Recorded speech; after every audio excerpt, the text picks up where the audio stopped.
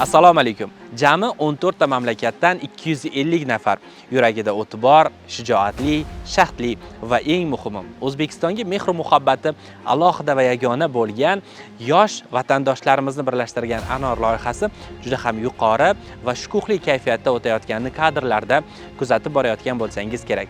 Milliy tiklanish demokratik partiyasi va vatandoshlar jamoat fondi hamkorligida tashkil etilayotgan mazkur loyihada demak O'zbekistondagi imkoniyatlar, o'zbek tilini yana ham ommalashtirish bo'yicha amalga oshirilayotgan loyihalar bilan bir qatorda milliy tiklanishning ommaviy diktant loyihasi ham boshlanish arafasida. Bir necha daqiqalardan so'ng boshlanadigan ommaviy diktant loyihasini qanday o'tayotganini mazkur kadrlarda tomosha qilishingiz mumkin.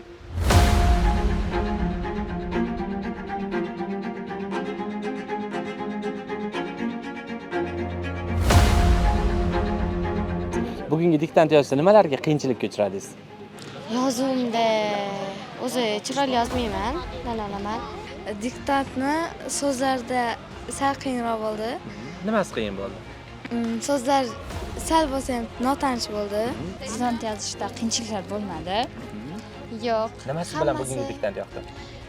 Bugun biz o'zimizga kerakli ma'lumotlarni oldik. Toshkent shahrimizni qanaqa go'zalligini so'z bilan tasvirlab bera olmadi, lekin o'zimizga shunaqa chiroyli ma'lumotlarga ega bo'ldik. Zo'r bo'ldi, menga yoqdi. Chunki vatandoshlar jamoat fondida ko'pincha qatnashgim kelardi, lekin o'tolmay qolgan ko'p bo'lgan. Shuning uchun bu birinchi kelishim O'zbekistonga. Menda juda ham katta his-tuyg'u bo'ldi. Men Koreyada yashaganim uchun qiyinroq bo'ldi deb o'ylayman. O'zbek tilini qayerda o'rgangansiz? Maktabda shu o'zbek tilida. O'zbek tilida o'rgangansiz. Yaxshi bilaman. Qayerda o'rgangansiz?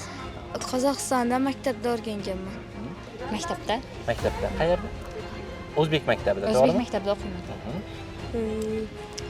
Mening qo'shnilarim o'zbek. O'zingiz qayerliksiz? Qirg'iziston. O'zbek tilini 8 yil o'rganganman, keyin 2 yil Koreyada o'tkazganman. Qozog'istondan o'zbek tilini birinchi tug'ilib o'zi millatim o'zbek bo'lgani uchun o'zbek tilini bilaman.